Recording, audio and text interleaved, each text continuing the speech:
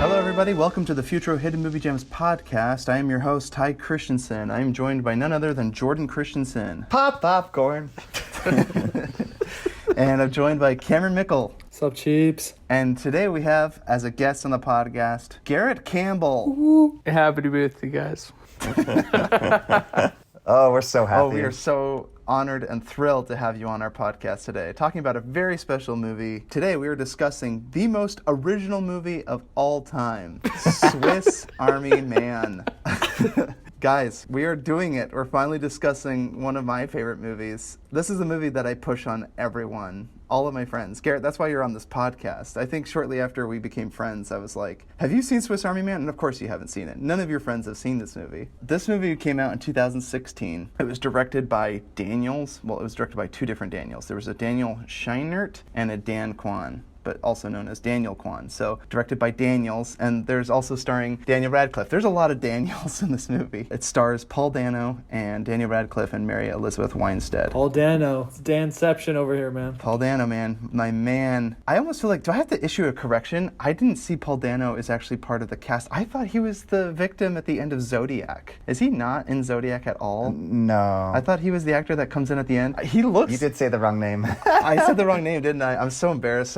There's a retraction like 8 episodes later. If you've already rage quit the podcast because we don't know anything about film, I'm sorry, but I just wanted to go back and listen to the podcast sometimes, and I'm like, oh, I know nothing about film, or I said this actor was in it. And so we're going to go around and say what was it like watching it the first time you saw this movie, and what was it like rewatching it for the podcast. Why don't we start with you, Cameron? First time watching it, I think I watched it with Jordan and Grant, and the entire time I was like, what the fuck? It was literally one of the weirdest movies I've ever seen in my entire life. I had so many questions, and every single time I would ask a question, I'd just look over at Jordan. He'd be like this, just watching my reactions. No, I loved it the first time. I was laughing the entire time. Rewatching it for the podcast, I watched it about a week or two ago. I showed Drew it, who was also on the podcast a couple times ago. It was so funny rewatching it with him, because the first time I watched it with Jordan edited out some parts. So I was like, what the fudge am I watching? Watching the second time, it was like a whole nother movie. But it was really enjoyable the second time, just as much as the first. I appreciated it a lot more the second time, just because the first time I was like trying to comprehend what the heck was happening, but the second time I was able to like appreciate like cinematography and soundtrack. I was actually, just really quick, I was introduced to this movie through a commercial from somebody at college. He's like, dude, check this movie out. We need to see this movie. And I was like, what the fudge am I looking at? Like, the commercial looks so crazy. It's funny because Ty introduced it to me, because I totally forgot all about the film. I was just like, I don't even know what I was looking at. And then Ty introduced me to it, and I was like, this is the most amazing thing I've ever seen. Later, I texted this kid. I'm like, hey, did you finally see that movie you showed me the commercial for? He's like, what movie? I don't even know what you're talking about. And so he clearly never saw it, because I asked him about it and he doesn't know what it is. It's very sad, because not enough people have seen this masterpiece, this beautiful artwork, the most amazing soundtrack of all time. And then rewatching it for this podcast was such a treat. But the one time I watched just right before this, I was just listening to it and I had it playing in the background. The music is amazing, but I was listening to some things he was saying, and I was thinking about the ending, you know, whether or not he is crazy and the cops are like gonna arrest him. And I was thinking about that side of it, and it's like, oh my gosh, this is really dark, because all these things that this dead body is saying to him, maybe it's just all in his head. And so all these things that he's listening to are just like these dark, deep, horrible things from his mind and his subconscious. So it's just like a really dark film. But if you don't look at it like that, it's actually amazing and hilarious and just goofy. He kissed his subconscious, baby. First time I watched this film, and I think anyone that has seen this film, I can attest that if you watch it again, it will not mean the same thing to you. This movie benefits greatly from rewatching, because on the surface level, when you watch a movie, at least I do, for the first time I watch a movie, I try to just enjoy it for plot structure and characters. I try to think about the meaning maybe later, or sometimes some movies are pretty easy to analyze kind of what's going on or the message being conveyed, but this one's a little tricky because it's very unconventional, and yet it does still tell a hero's journey in a way, but it's so unpredictable what's going to happen. Explaining this movie to you, you guys probably won't believe this plot synopsis, but we're going to get into that in just a second. I love this movie every time I see it. This is a 10 out of 10 for me. I love this film. It's cataloged as one of the top movies I push on all my friends. I push it on my family until people are sick of me. Maybe have lost a few friendships in the past. Nearly lost mine, Ty. That was... Nearly lost. Unsuspectingly, my wife and I watched this for the first time with Ty and Maddie, and man, that was probably the strangest movie I'd ever watched up until that point in my life. And Garrett's just sitting there like, what is he trying to say? What does this say about our friendship? How well do I know this person I'm watching this film with? Like, what kind of recommendation is this? When do we sneak out? What a treat it was. The first time was crazy. I really enjoyed it, though. It was just so off the wall. It was refreshing to see something that really didn't make any sense to me. Second time I watched it, I really enjoyed it. And I actually feel like I got a message, a moral of the story out of it. You didn't get it the first time, No, Garrett? I'm surprised, you know? Was it the farting corpse that made you kind of miss I think it was glaring drinking message? regurgitated corpse water. That's what just... We're going to say a quick plot synopsis. A hopeless man stranded on a desert island befriends a dead body, and together they go on a surreal journey to get home. Surreal emphasized. Definitely surreal. Yeah. So surreal. Paul Dano is the hopeless man, and he's stranded, and he's about to kill himself. But all of a sudden, he spots up on the shore is this cadaver, what appears to be a dead body, played by Daniel Radcliffe. Harry Potter, that's right. I'm sorry, but a dead body, that's the thing you're like, I should, like, live.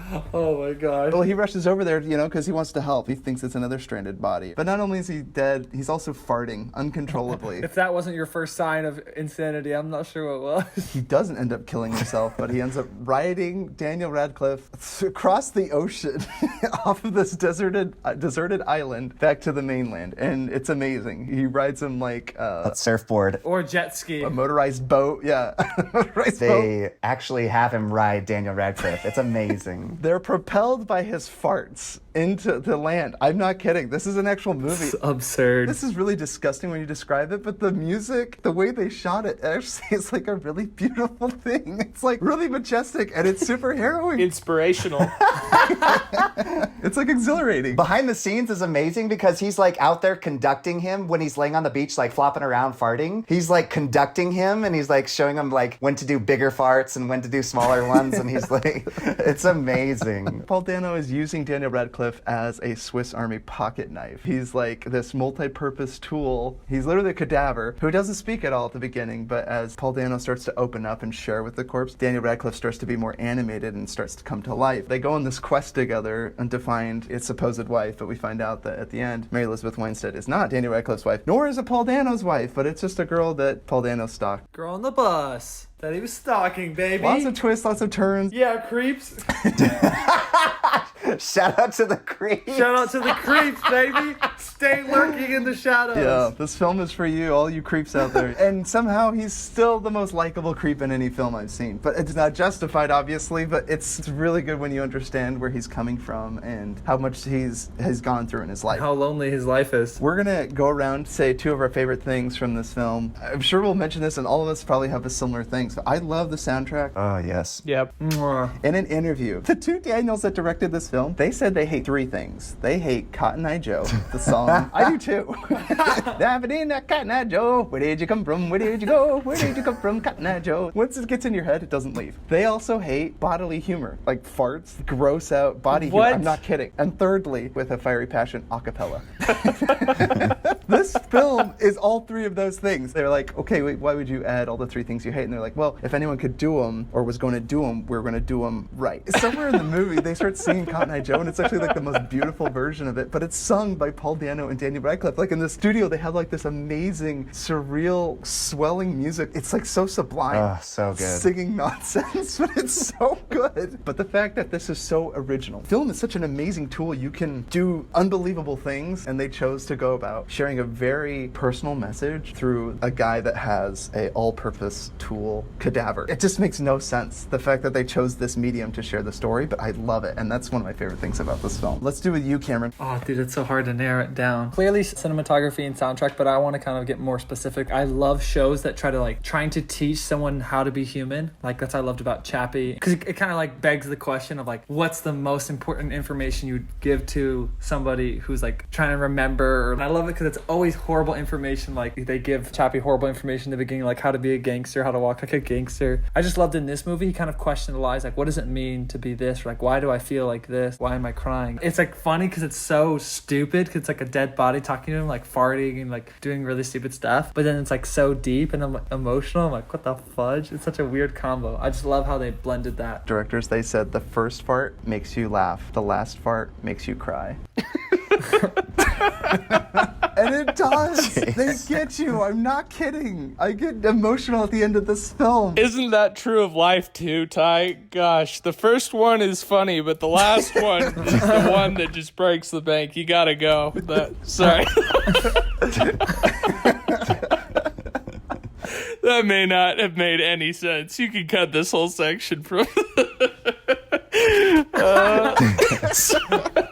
No, I get it, Garrett, right? The birthdays are like beans, right? The more you have, the more you fart uncontrollably. So... We digress. Sorry, Cameron. We hijacked your thought, man. What's the other two? My favorite scene is the bear. I was laughing out loud the entire time because it was just so random. Yeah, I was just like, of course, this scene is in this show. And just like how unfortunate everything was and how they were having like a heart-to-heart argument, and then like the arc of their character development and friendship was all happening like while there was just a bear just running amok in between them. It was just so random. I just loved it so much. Really quick, Cameron, I didn't know you wear glasses. Are those real, or are you just wearing fake glasses because it's hip? They're blue light glasses or whatever. Grant has them. Oh, snap. And then my second question is, are you growing facial hair? Is that what I see? No, I just haven't shaved in a week. Oh, look, he's got a mustache going on there. I lof it. Oh, Cameron, you got a little facial hair there, Cameron. You growing up, you big all right, boy. settle down, pedo stash. I kind of want to go into specifics because obviously the soundtrack is unbelievable and the cinematography is unreal. Really diving into the practical effects, the guy on the production design of this movie is unbelievably good. Like everything, all the trash things, and they have these really quick cut scenes, and those are my favorite ones, is when he's talking to Daniel Radcliffe on the tree. There's a lot of like rewinding shots. There's a lot of these really tiny quick takes throughout different montages that are just like so fun to look at, like so visually stimulating. I really like that part too. Oh my gosh, yeah. And they like really built that bus because they had to make a structure that wouldn't fall apart. But afterwards they covered up the nails with moss, and it's so unreal. Everything. They had 4 different dummies for Daniel Radcliffe, one of which was just a butt that just, farted. And that's a real mold of his butt. They said, we can just get a butt. But he goes, if it's going to be anyone's butt, it's going to be mine. Could you imagine being an actor for this film, reading the script and being like, I'm going to be a farting jet ski Yes. Yeah. How do you audition for that spot? Clear my schedule, agent. I make a great jet ski. Play dead. If you like this movie at all, you need to see these guys started out in music videos, and they made a music video called Turn Down for What? Yeah, I've definitely seen Turned Down for What, and holy cow, is it just as disturbing, and maybe I think it's more disturbing than this whole film combined. It's amazing. There's a part where he like yells into a phone and this cop's face melts. Like, it's just so good. I just love that they use so many practical effects. Like, they have those fake puppet animals that like explode when he shoots out of his mouth, and he goes hunting. Yeah, he gives him like acorns, and he's shooting him out of his mouth like I thought it was like pebbles. an automatic weapon. The second thing I absolutely loved on this viewing was the reactions of everybody at the end. Because you're seeing this whole surreal thing, and then all of a sudden reality hits, and then like normal people come to see this kid's setup, and everybody's like, what the fudge? What am I looking at? Suddenly you're taken aback, and you're like, oh my gosh, yeah, like maybe he is a crazy person. Maybe he's psycho. Like, this is what a crazy person's lair looks like. There is no maybe about it. Even if he's real, he's still a crazy person. Yeah. I know, right? When he's hugging the body and he's like, we made this. And she's like, what the fudge? Like, stay away from me. Do you know that cave scene where they're in the cave? That's where they shot the original Batman movies. It was Batman's cave. Is that awesome? Oh, no way. I did not know Are you that. serious? Yeah, I listened to the commentary on the movie. There's so many cool things. Like, Paul Dano's beard is not real. He can't grow a beard, just like you guys. No way. Oh, yeah. Well, they made it look convincing. I'm the only one that can grow a beard. You know I have a hormone disorder. Garrett, how about you? Oh man, I loved.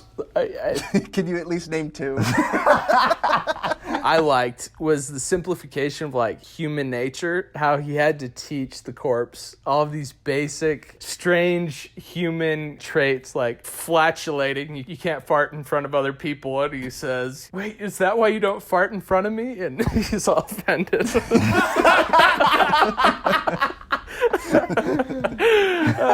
Which fundamentally all of these things are just very natural things, but he explains why they're natural, why they're okay, and why you can't do them in front of other people, which I think is hilarious. It's this psycho trying to teach a dead body about what it is to be human and why, making sense of really kind of illogical things that we do. I've really enjoyed that, is just mocking our interesting habits as people. Social norms. Social norms, yeah. At the very end, how it ends when everybody thinks he's crazy, and then the body farts off into the sunset, and then everybody's like, "Holy cow, this is insane!" and you stop and you're like, "Wait, is he crazy or is he not crazy?" But it really doesn't matter, and the message is still the same. I enjoyed it for the moral of the story, which I guess I didn't really explain. I think it was just really well done, really well put together. Once again, only did I notice this the second time viewing it. Because the first time I just thought it was insane, and I did not know what was happening. As far as original movies go, this throws you for a loop because even as we talk about it, you watch it, it's still so surreal looking at what you're seeing. Even as we describe it, I don't believe it. And every time I watch it, I'm like, I forgot the scene, or I forgot this use that he gets out of the cadaver. He shoves like a giant grappling hook down his throat and launches it across the valley. I see that and I'm like, I don't believe what my eyes are seeing. It's just unreal. Oh, I love it. One of my least favorite things is the fact that Daniel Radcliffe's acts as a compass, which is like really uncomfortable. But again, actually, when I found out what they said in the interview about how he has a lot of demons that he's working through, but it was eventually his lust. It was a good actual physical representation of his lust that was guiding him to get out of the canyon. But in the end, he actually carried out of the canyon by Daniel Radcliffe, and not by his bodily compass, but through his own sure will. I thought that was really interesting. So maybe it was like him triumphing over a personality trait, or maybe a weakness, or perhaps like a bad behavior that he had, and he had come to terms with it and understood it better, so he wasn't being led by lust. It kind of turned into something good, but again, when you see it, I remember like, how do I recommend this movie to people without weirding them out or grossing them out initially? You can't. Yeah, it's unjustifiable, right? I know, it's so weird. I'm glad you mentioned that, because I thought the same thing when I first saw it, but after him explaining, he's like, oh, your parents will tell you go to hell if you do stuff like that, and I love how real it is. And you think about at the end, too, when his father is talking to him and he uses the R word, he says retarded, and he's like, you shouldn't say that word. It's so interesting to me. Everything that happens is a reflection of what his parents told him and how he was raised. At first, I was like, what am I watching? Like, why are they showing this? But by the end, you're like, oh my gosh, like that makes total sense. But I mean, could they have done without it? Maybe, but The farting corpse makes absolute total sense by the end of it. But I definitely didn't like that as well. At the same time, I think it's a good representation of how immature kind of is. I think it's interesting, like a lot of the bodily functions that he uses are like immature things that a kid would think. So that's why like his world is just kind of based on like what his parents have said. It shows how kind of childish he is, like farts, all that stuff. That's good or bad, or like you can't do that stuff. But the one thing that I thought was really forced, really uncomfortable was that kiss. I was like, what the F am I watching? I love that. That was I love so that. weird. it wasn't a kiss. He was going for air.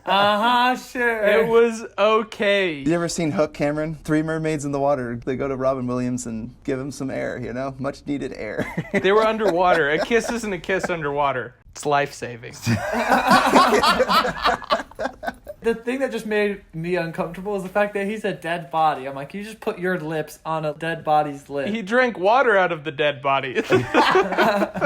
Yeah, I'm not sure which one's worse. Who knows what diseases he got? What's really interesting about this whole bodily situation is a lot of physical humor. I think that's why your first initial reaction when you watch this film is to dismiss any deeper meaning, because they're using some of, like, in slapstick comedy. My least favorite thing in kids' movies is when they fart. I don't know why, it really annoys me. And there's, like, great films that don't have flatulence. Well, it's a cheap laugh. Yes, every kids' movie trailer has a fart scene. It's like, it's funny because he farted. I mean, it's so stupid these days, but it's like insulting kids' intelligence. I don't want my kid to be raised on SpongeBob and think that Patrick flying in with a sign between his butt cheeks is funny.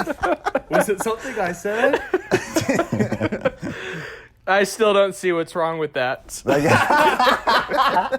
That's why we're the bad generation. Like you mentioned the cave, Jordan, where he's giving the montage of teaching him all the things about life, like handshakes and stuff. I love that. And so then good. I love the fascination with Jurassic Park in this movie. If you don't know Jurassic Park, you don't know shiz. I love that quote because I'm like, yes, as a cinephile, I'm like, he's absolutely right. Like, it is by far one of the greatest movies of all time. But I love the fascination. And when he has a little puppet show, light show, yes. he has like the T-Rex chasing the vehicle. I love that. He's not crazy, though. The weirdest scene, and I can't explain it, the music gets really eerie when they're doing a party and like Daniel Radcliffe's dancing on strings and Paul Dano looks at Daniel Radcliffe and Daniel Radcliffe is smiling at him with that creepy smile and his like winced eye, and the music kind of gets intense and Paul Dano's smile kind of fades. I don't really know at that scene like what is exactly going on in his mind, but maybe he was like disturbed because up until that point, I guess we haven't really seen Daniel Radcliffe smile genuinely, right? Without him being told to smile. So maybe it's like, is he coming alive? Is he worried about him? Is he becoming too powerful? Is he becoming sentient? Or what I believe Daniel Radcliffe represents is Paul Dano's subliminal consciousness or his personality. And part of that was dead. But as he starts to open up to Daniel Radcliffe, he starts to reanimate. He actually comes to life. And in the end, he actually becomes powerful enough to carry him. Ooh, I like that connection. Yeah, I think a lot of us kind of figured that out because they're intertwined, obviously. Like, they're very connected. And at the very end, he's a whole person and he doesn't need Daniel Radcliffe. He's like Mary Poppins and he goes farts off into the sunset. Kind of like Mary Poppins does with an umbrella, with a little more class. Just a little. But, you know, that's the English folks, you know, the UK. They do a little classier. And a gust of wind. There's just a gust of wind that comes out of his butt. I think maybe Paul Dano is a little afraid because this part of himself that he's hid away that he thought was unacceptable is now smiling and he's almost coming to terms with it. Maybe he's getting worried that it's going to be shown or expressed more. That's kind of what I took it as. Well, he slowly starts to come to, like you said, to terms with himself. Daniel Radcliffe starts asking him these questions. Then he's like, I don't want to talk about this anymore. Like, and more kind of opening up and coming to terms. And suddenly he's having flashes. Like, once the scene happens on the tree with the bear, like, that's when everything starts to flood back. And it's like, you need to embrace this. And then that music comes in. Oh my gosh. And then an actual man on fire flips through the air. And then they had an actual bear yelling. This movie's amazing. Like, what a masterpiece. I liked it all. There's nothing wrong with that movie. It was perfect. At first, when I was watching it, I thought it was kind of him coming to terms with his insanity. It was a tough moment for him because he kind of looked at it and he's like, man, what have I become? What am I doing? I think that's why later in the film, I don't necessarily know if it is real. Like, I know they showed it, like, to all the people seeing it and stuff like that. But I kind of thought it was the moment where he kind of was like, well, I don't care if people do think I'm crazy or not. Like, I accept who I am. And so that's why at the end, he's just like, yeah, whatever happens, happens. Like, if they look at me like, what the freak is happening? Like, that's what happens. And that's exactly what happened. Crazy.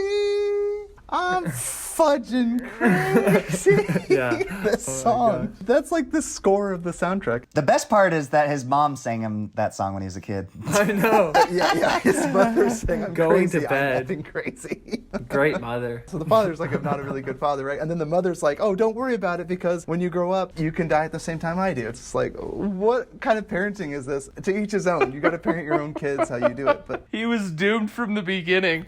That's unbelievable. What I thought was so ridiculous was the part where his dad finds out and thinks that his son is literally dead. He looks at the body, realizes it's not him, and then he sees his son, and he's just like mad. And I'm just like, dude, like 3 seconds ago, you were about to be so sad for your son, and then you just like don't. It just made me so frustrated with him. I read it as he was putting on an act. Sad, yeah. I was like, you're such a sicko. That was really disappointing. I think the parents are my least favorite. It all feeds into the narrative like this is believable because this is the way he was raised. This poor kid has like all these crazy ideas mixed up. Psycho parents. I mean, they literally created a sociopath or a psychopath. I was talking to one friend and his parents taught him that if you'll be killing babies. Oh my God. Well, there you go. Parents have different ways of teaching their kids. Yeah. Dude, there's wives' tale about like they'll get like a bunch of hair on your forearms, or you'll shorten your lifespan. There's scary stuff out there, man. Like, why can't parents just like, you're gonna mess up your kids? I have qualms. Okay, any children out there listening to this podcast, turn it off now.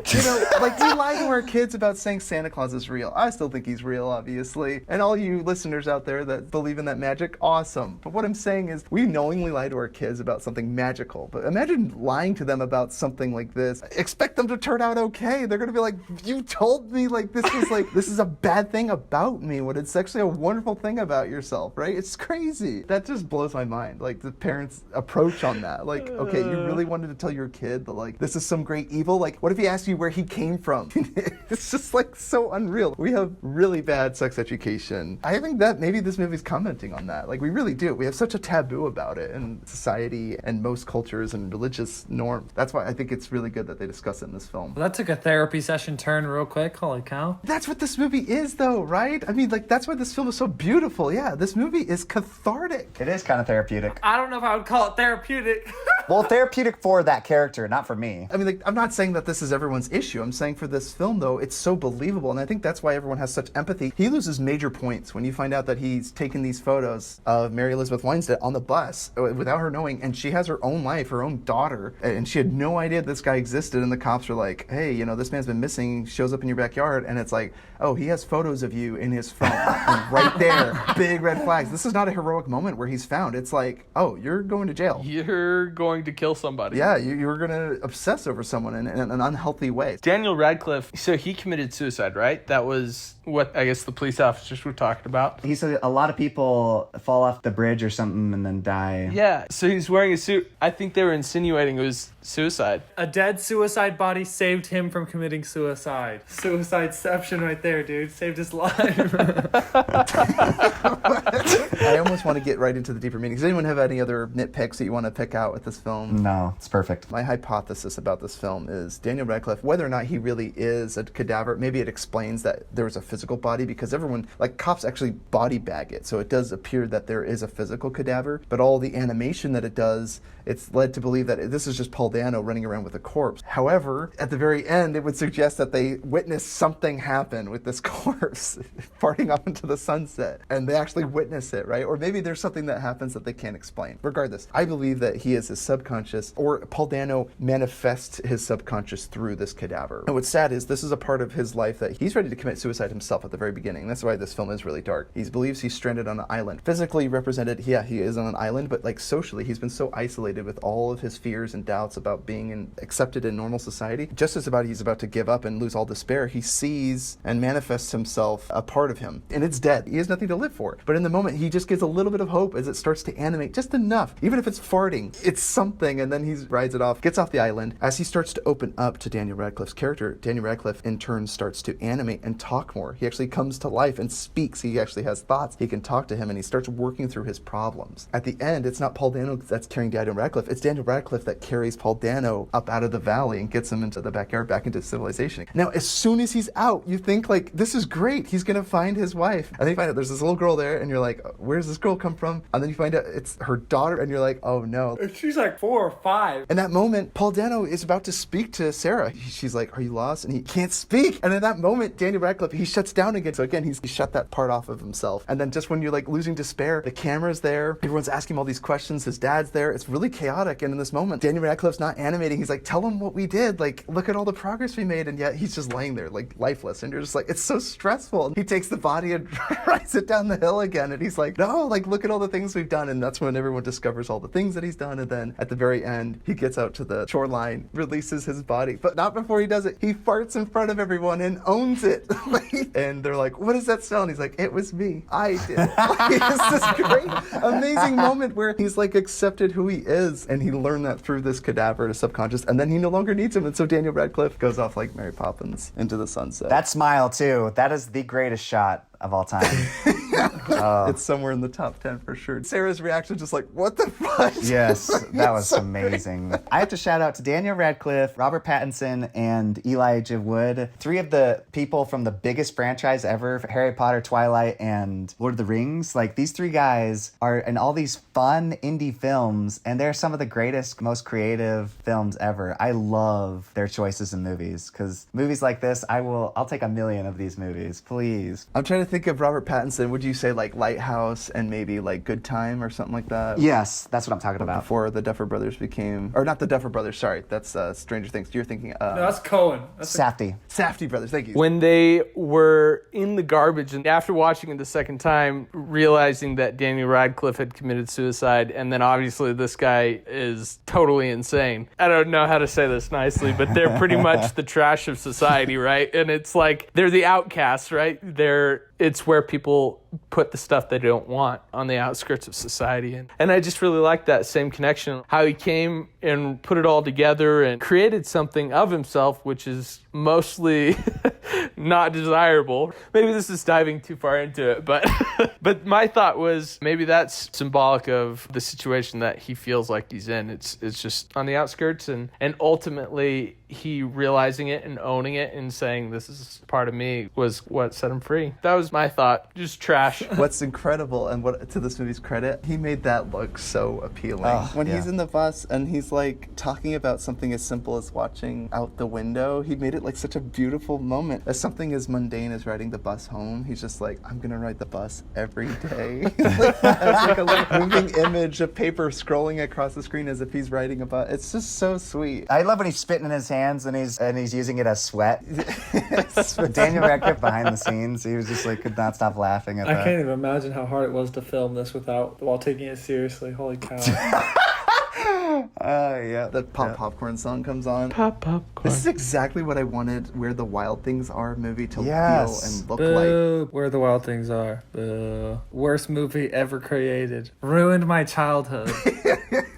I loved the book and I was so excited to see the movie, and I remember watching the movie and being like, what the heck is this garbage? Like rips off one of the other Wild Things' arms and it's like depressing as crap. And I'm like, what the F am I watching? This should be rated like R. And it's like a kid's book. It's really disturbing to see dismemberment in your children's film. I remember watching with Mom, and Mom was like, what are we watching? And I was like, this is horrible. I think kind of a cool message that at least I was kind of getting a little bit as well. Because he was teaching him like what it's like to be human. I thought it also kind of harped on like, what is friendship? And I thought it was kind of cool because it was showing like how like the little moments were important, and also how little technology is actually important. Like one of my favorite quotes, Hank says, before the internet, every girl was a lot more special. Oh, I love that too. Their friendship is all kind of based on like the creative side, creating like dolls and stuff like that. Of course he's insane and it's totally psycho. It kind of reminds me of our childhood, which I feel like we're one of the last generations-ish to like actually grow up being like creative of like, well, I'm not saying like you can be creative on tablets and stuff like that, but like not having tablets and technology and like having to do stuff outside and be creative with toys. It kind of showed like what that true friendship could be without being like, oh, texting. And I kind of liked how the phone had control over them because of the low battery. That was like the most important thing. It's like, oh, we have to control, make sure this thing is okay. I thought that was really interesting. One of my creative art classes, they told us a bored mind is a creative mind. So a lot of like writers, that's why they go up in the mountain and lock themselves away from all technology and everything. Some even have like old typewriters just so they can force themselves to create and come up with things. Now phones are starting to become waterproof, but a lot of people used to come up with their ideas on the toilet or in the shower. And it's funny too, because I was just driving in the car with my roommate and he started thinking up all these ideas and stuff while we were driving because he was getting bored. So it's just interesting when you're off your phone, suddenly your mind starts to create all these creative things. That's why I try to stay off my phone when I want to come up with another video idea. It's fascinating. It is really interesting. It's so true. Like now we base the flat line is like Channing Tatum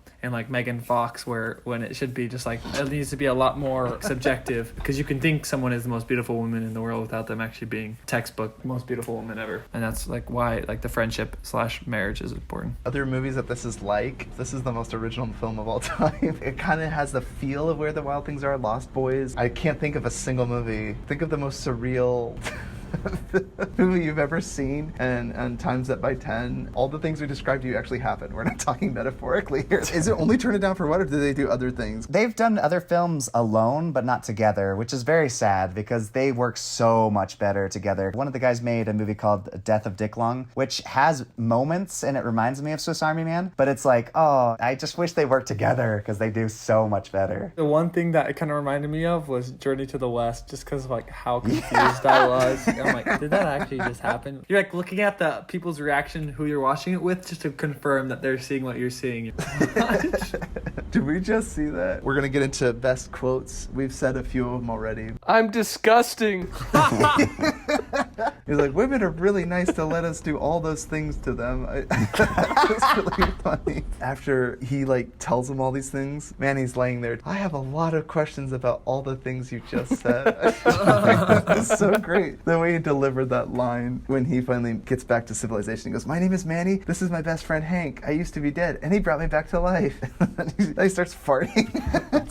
They were talking about the bear, and it says, only huge, scary things take poops that big. And then Manny's like, so what? Everything poops. And he's like, yes, but if it finds us, it will eat us and push us out his butt and turn us into poop. That's a very, like, simplistic but yet strange way to say he's gonna like devour us and kill us. But like the subject of those sentences was poop, and I'm like, you realize that there's a bear that's gonna eat you alive and you'll die, correct? And they're like, we'll become poop, and I'm like, you guys are missing the point here. Well, I think he's trying to make it so Daniel can understand it. He's just like laying there and he's crying after they had like their betrayal, and he's just like, oh, what is this? Is this crying? I don't like it. It's wet. It's uncomfortable. There's a great moment where Manny and Hank are actually like getting really close to each other, and he goes, you want to go home so you can have love? He's like, yeah, but you ran away from home because nobody loves you. He goes, that's not true. And he goes, you're broken, empty, and dirty, and smelly, and useless, and old. You're like trash, right?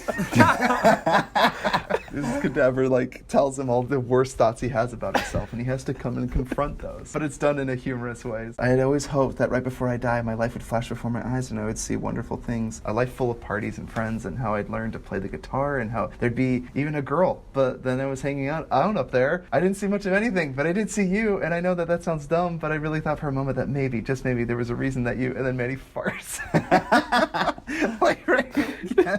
It's like undercut with the body humor. It's so great because in the end, the farting is actually a representation of stuff that he hides from him. Is that why you hide your farts from me or whatever? And then it cuts to him and he's like hidden away, he's like scrunched over. He's like, and he's, like it was like such an unnecessary cutscene because you know like what's happening, but the fact they show him and he looks so ashamed when he's doing it or whatever. Oh my gosh, it's so funny. He's out in the forest and he's like all alone, right? Like, and his pants are like rumbling.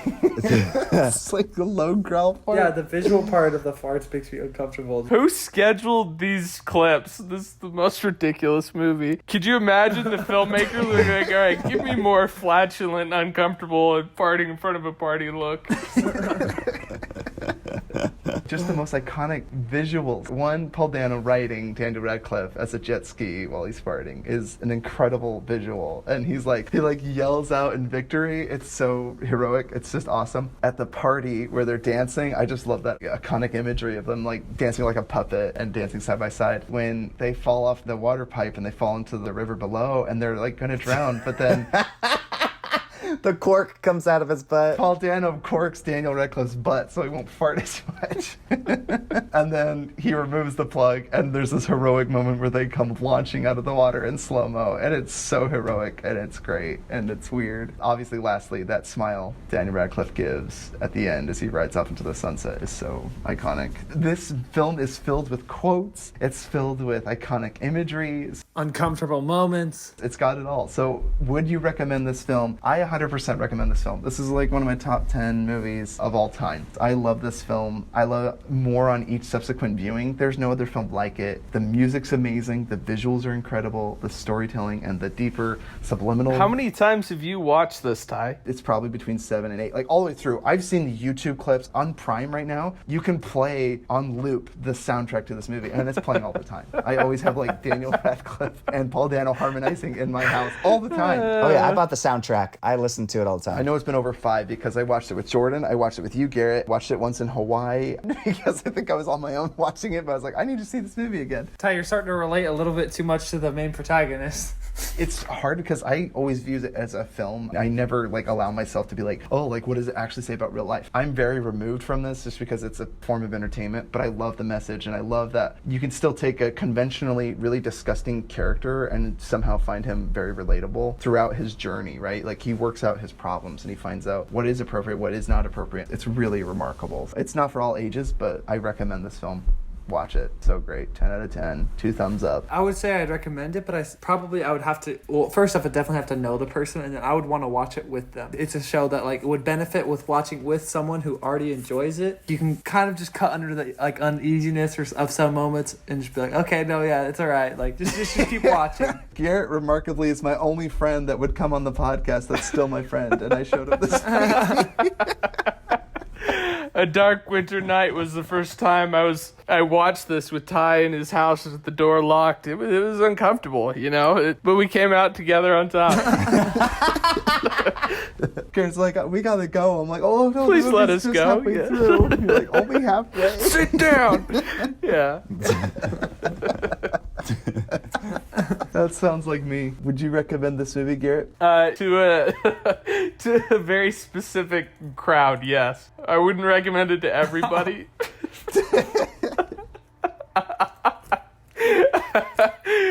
What is that crowd, Garrett? I'd recommend it to you guys for sure. I'd recommend it to the 3 of you. Yeah, if you like wild, out there indie films, then definitely. I mean, if you just want to see something that you've never seen before or will ever see again, then yeah. That's this challenge of this film. You could watch it at face value and be totally confused. Like, the first time I saw it, I definitely didn't get it, but every time I watch it again, I love it even more. I showed Drew, and he's not super big into movies. I loved his reaction because it was kind of similar to mine watching Inglourious for the first time. He was like, it was really weird, but I liked it. And I was like, yeah, that sounds about right. And he's like, I don't know what it was about it, but it was like capturing. Pretty wild, isn't it? He kept talking about it for the rest of the night, so he definitely enjoyed it. It was refreshingly unique. There wasn't any sky beams. No assembly, no Marvel team. It's like a small cast. But really good actors, my goodness. Daniel Radcliffe definitely won the film for me. Holy cow. I thought Paul Dano or Mary. Yeah, I would say Mary, she's not in a lot, but she sells it. Daniel Radcliffe and his wonky eye.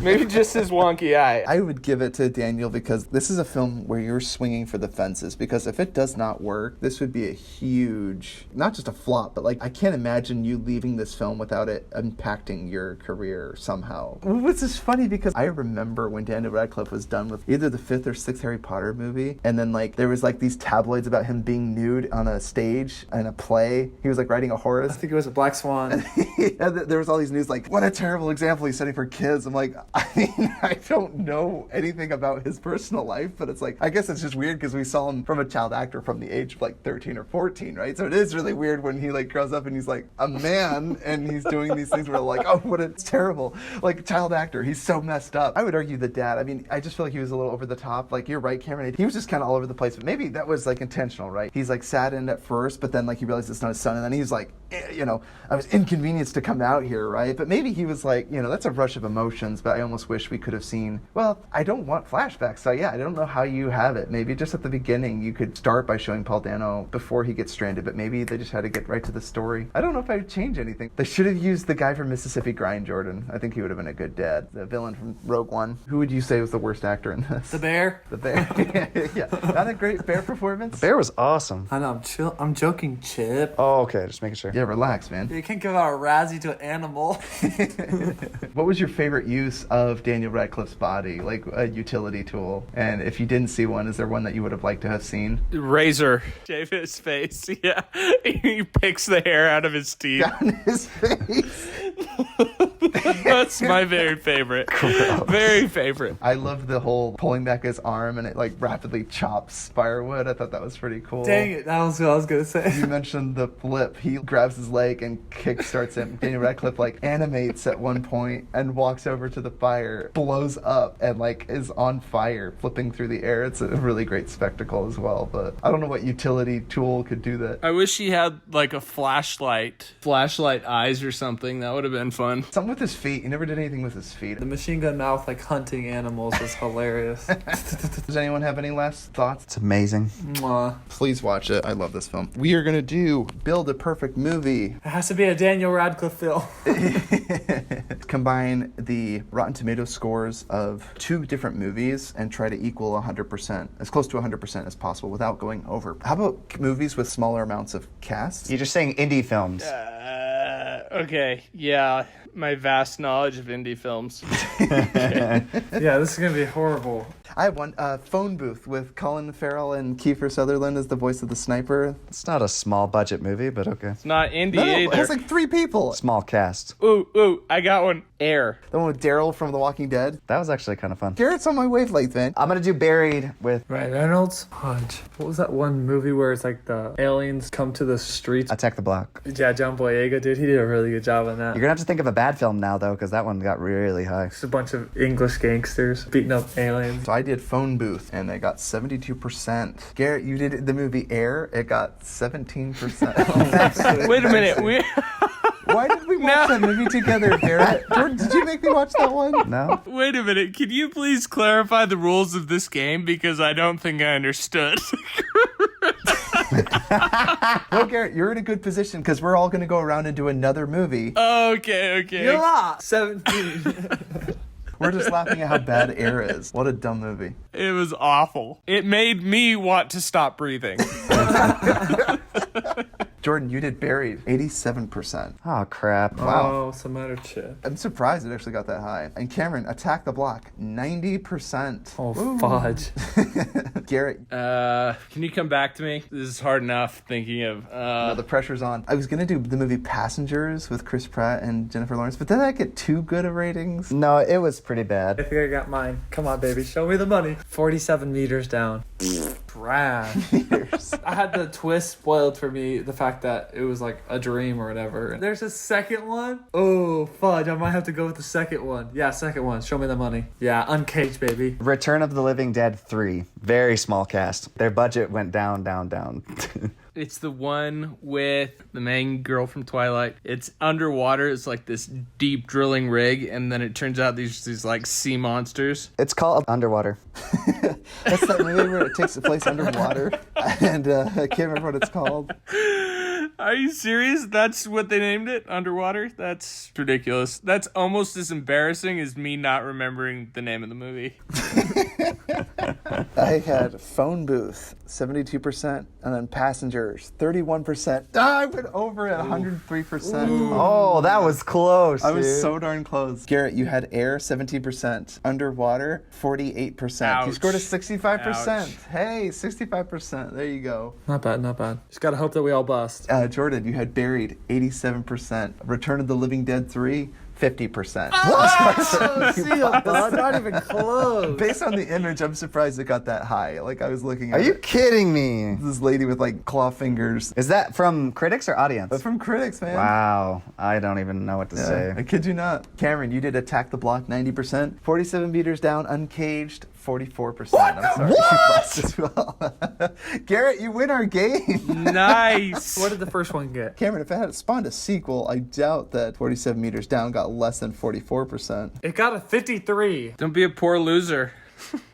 How the fudge they get enough money to make a sequel? That's bull Even crap. though the critics didn't like it, it made money. I promise you. That shark movie. I am the champion. Did everyone seriously bust except Garrett? Pop popcorn. Pop popcorn. I can't believe this sequel. I haven't even seen a trailer for it, and that got a 44. What did Garrett win at? Like 65%? 65%. Oh my god. Guess which movie character? 20 questions? Are you an actress? No. Are you a male? Yes. It could be an alien or something, Cameron. It could be dog. It could be dog. Are you younger than 30? That's irrelevant, I would argue. What the F? How is that irrelevant? I mean, yes, you're under 30. It's subjective. You can't give me an answer. That one didn't count. Okay, you can ask another one. Are you Caucasian? That was a stupid one. No. Oh. Are you a real life character? No. Yeah, he's freaking anime or some shiz, I'm telling you. Are you animated? Yes. Are you Rick? No. Are you any form of anime? No. Are you a TV show? No. Did you come out in the last... Well, did the movie come out in the last 5 years? No. It did come out in the last 5 years. But Is it a comedy? yes. That wasn't very confident. It has elements of comedy. Gosh, it's probably not known for being comedy. Is it a franchise? I mean, no. Oh gosh, all these sus answers, dude. Give us a straight up answer. Yeah, your answers are like, maybe, It's hard. You guys. I'm totally lost. I don't even know what to ask. Yeah, me neither. I give up. Is it an adult? Not that sounds wrong. Is it is it geared for children? Yes. Is it voiced by a famous actor? Yes. Is it Disney? Yes. Is it Spider-Man? It's not, he said he's not white. Oh, okay, that didn't count. Oh, but there's a black Spider-Man. Is it Miles Morales? No, but wait, so, no, it's not. But one second. Voiced or the character? See, again, I don't know which one you're asking. You should have figured that out. So let's just stick to the character in the show, all right? Is this character in a princess film? No. Oh, fetch, that kills like a lot of people. Is this character red? Yes. So, is it the lobster from Little Mermaid? It's not fully red. So is it Spider-Man? It's not Spider-Man. It's Disney. No, it's not Disney. Spider-Man is owned by Disney, But don't worry, but it's not Spider-Man. Even if I was wrong, I would tell you if you got it right. Is this person a superhero? No. I don't know. I'm done. I'm past. I want my hint, but you guys can go if you want to ask more questions. Yeah, hint. You know, I'll take a hint too. My last question is, what is the hint? Yeah. One of the key elements is you're not human. Is it Ben 10? No, it's That's a terrible hint. Boo, boo. you're an animal. Yeah, there's like a million animals in this cartoons. Everything from Lion King to Nemo. I don't know. Oh, is it Simba? Nice work, Cameron. Holy I cow. was you genius! got it. It Nuts. was Simba. What? I'm so sorry. That was so hard. You guys got hung up on, like, I don't know why you didn't ask more questions about your character. Like, you started getting so specific. I don't know. It's just like, back out. And that's why I asked. I was like, the voice actor is white, but you didn't ask about your character. It's like, is he human? Simba is red? What's... Yeah, dude. What? Watch Lion King. He has, like, a red mane. He clearly is red. Like, I don't know what it is. It's red. Orange. And you asked if it counted in the last 5 years. They had a Lion King remake, and I was like, oh, I didn't even see it. I didn't even know. And that's why I had to change my answer.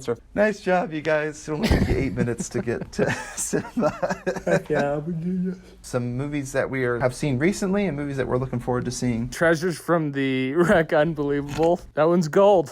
Definitely watch it. Garrett made me watch it, and I was never the same, nor was our friendship the same after we watched it. This is in retaliation to having made him watch Swiss Army Man, so. So a little background on that. I was an intern on a construction project for the renovation of the Palms Casino in Vegas. And they built this 60-foot tall demon statue from this wreck that's shown in the movie that they discovered. Pretty cool. Enjoy that one. Crazy. That's awesome. It's on Netflix, I believe. If it's still there, it was on there last time I checked. Maybe they took it off. Who knows? Was it due to outrage and controversy, Garrett? Broken friendships and dashed dreams? I don't know. The movie's a mind meld, I'll put it that way. You guys should definitely see it. Have they seen it? No, they haven't. They don't know nothing about it. Yeah, they'll love it. It's pretty amazing. Treasures from the Wreck of the Unbelievable? And any other films None. are you looking forward to seeing? No.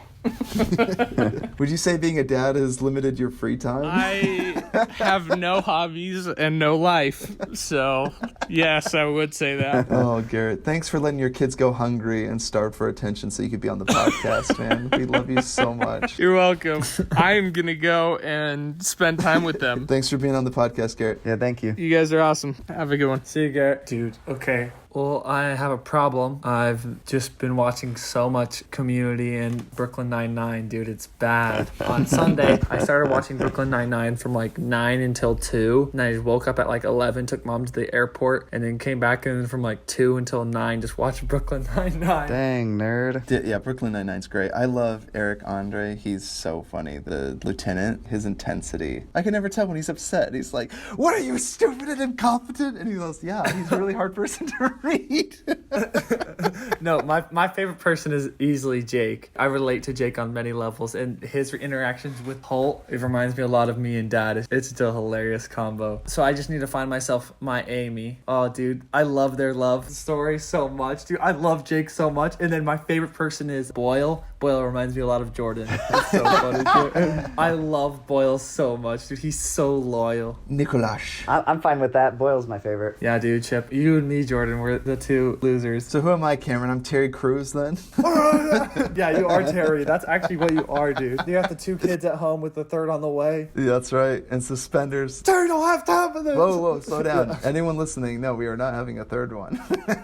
That's not happening. I just love Community. It's hard to watch Community while I'm watching Brooklyn Nine-Nine, just because I think the characters in Brooklyn Nine-Nine are higher quality. I think the overall writing in Community is a tad bit better than Brooklyn Nine-Nine, just because it's Dan Harmon. And so it reminds me a lot of Rick and Morty, some of the kind of sick humor. Yeah, you have a very nihilist, very narcissistic character, and yet he's somehow relatable. He reminds me a lot of Rick. Jeff Winger, he's like despicable in a lot of ways, but then you see his humanity show. That's a skill as a writer, though. In less skilled hands, I don't think you would find him redeemable whatsoever, especially not Rick. I mean, like, Rick is probably the least Redeemable. relatable character in TV right now, I can imagine. Maybe not more than, like, I don't know, like, I would say Dexter, but then again, Dexter was, like, showed his vulnerabilities. It's just like a real classy anti-hero that you love to hate, but you still root for on some fundamental level. I love Abed. Oh, I just love it because he's very like self-aware and so like aware of the situation that it makes him disconnected from his current living. I love both those series, and that's also what I'm looking forward to. I'm gonna try to finish Brooklyn Nine-Nine, and then I'll get back more on Community. Also, why I like Brooklyn Nine-Nine is just it leaves me with a happier feeling versus like Community kind of like leaves me with like an uncomfortable, like it's like a less severe Always Sunny in Philadelphia, because I just like watch Jeff just tear apart people and just manipulate them, and I'm kind of like, he's kind of a bad guy. It's also easier for me to relate to Jake. Brooklyn Nine-Nine does have like arcs. There's definitely less subtext, whereas like when you watch Community and Rick and Morty, like there's definitely messages and stuff like that that are there. I love that part where Chang becomes a student. He's like, gay. My favorite episode was Modern Warfare. Oh my gosh, it's the paintball episode. It was amazing. When Ching comes in the room and just starts mowing people down, that was So the best scene in good. the movie or show. The guy with glasses name, he's always yelling, "You have to do something!" He is so funny. The Dean, he makes me so uncomfortable. He sexually harasses Jeff every single scene. He's always like, puts his hand on his chest, and Jeff's like, the fudge is happening. It's a university. It's just as classy and respectable as a 4-year college.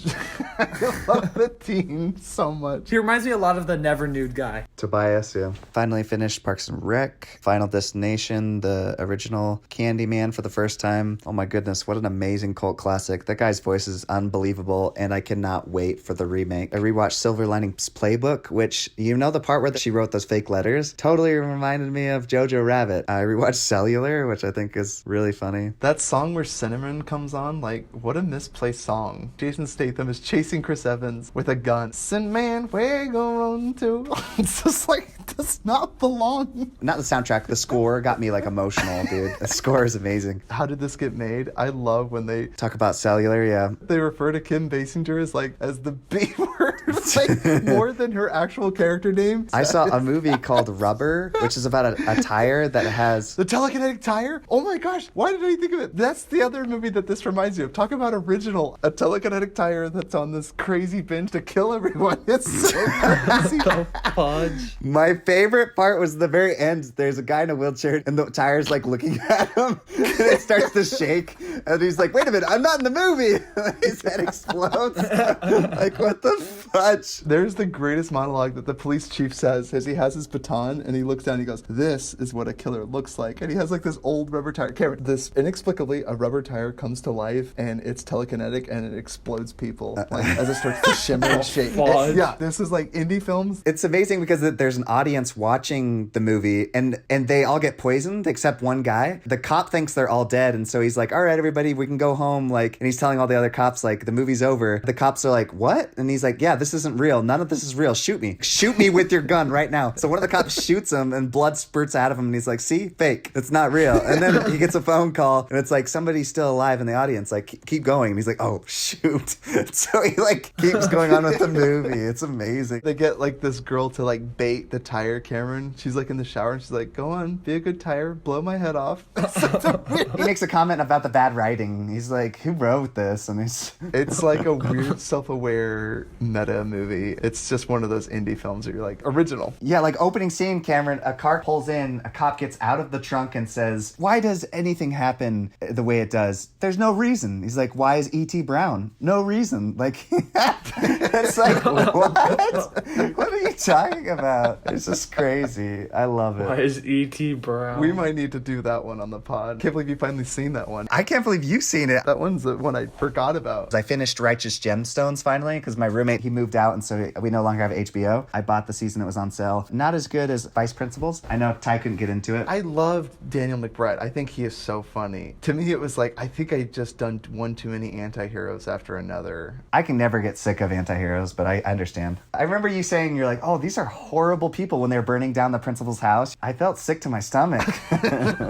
I was like waiting for the relatability, and they showed a little bit of it, but I'm like, you need to give me a little bit more existentialism. I need to know that like my anti-hero has like a really crappy deal. Like they had terrible parents. Like him, he's like, he has a wife or an ex-wife and a daughter that they all seem to like him and like encourage him. So I'm like, why is he so detestable? Like you're just a terrible person for no reason. Oh, I think he's the greatest person ever. They're horrible, horrible, horrible human beings. But it's like Always Sunny in Philadelphia. I love horrible people. You're along for the ride because they didn't start the first episode by being the worst people on earth. I just gotta head out. All right, love you, Cheap. Thanks, Karen. Bye, love you guys. Bye. Righteous Gemstones is where he's a pastor of a religion. Oh my gosh. Yeah, it's really good because it dives into like the corruption behind it. I love the ending because there's not enough forgiveness in the world, and it talks about forgiveness. Obviously, there was consequences to his terrible actions. Forgiveness is more than saying sorry.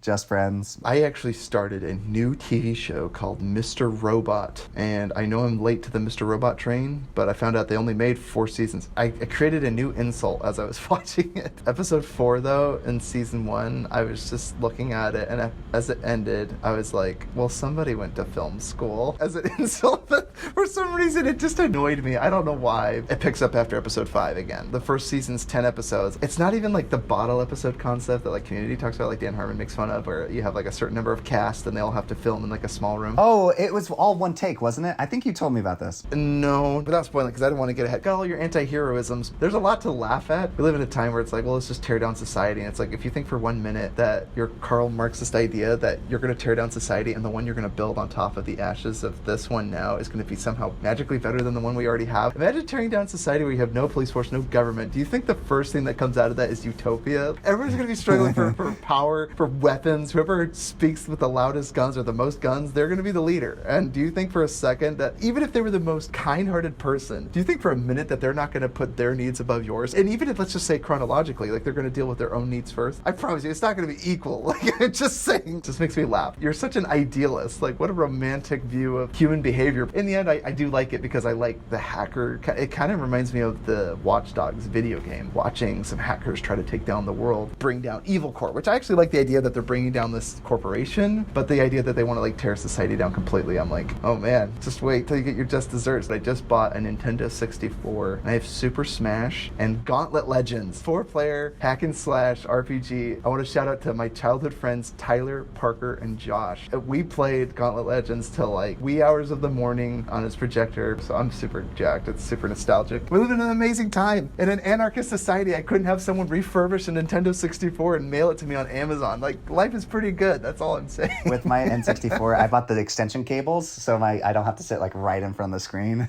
One thing I'm looking forward to seeing is... Well, while you're thinking about that, I'm looking forward to seeing The Vast of Night. Sorry, Richard Jewell. It was the Clint Eastwood movie, right? About the bombing. Oh, sorry. What was that, Jordan? Sorry, that just reminded me of Michael Scott from The Office. He's like, sex. And then he's like, sorry, did you say something? Oh, you haven't seen it yet. What's wrong with you? I started it last night. I fell asleep. My in-laws watched it on my recommendation. They liked it, thankfully. I was so afraid they wouldn't like it. And my sister-in-law watched it. I also watched The Old Guard with Charlize Theron. And it was pretty good. It's like a solid B. I feel like you talk about this film a lot. No, because I kept saying I would watch it, and then I never got around to watching it. But now I finally watched it. Dad even said he heard you talk about it, and he's like, I'm going to watch it now. You want to watch an actual good Charlize Theron film, dude? Atomic Blonde. Just make sure you skip over the inappropriate scene, but it's really good. She does action sequences that are pretty fun, too. In a plane, there's a great fight sequence. It's the same guy that did Deadpool 2, dude. The action is unbelievably good. I know all about it. I know all these things. I love when you say that on the pod. Or I love, what does he say on the podium on Ghost of Mr. Chicken? Let me clarify this. That's what you say sometimes. James. What is brave? Let me clarify this. Bravery. It's short for brave. And then the wind blows through all of his papers. Everyone, write your emails in to futromovies@gmail.com. Leave us a review, 5-star review, or comments. We love hearing from you guys. We want to make this good for everybody. And next week, we are reviewing About Time. It's an amazing film. Thanks for tuning into Futuro Hidden Movie Gems. This is all of us signing off. Peace. Bye-bye. Later.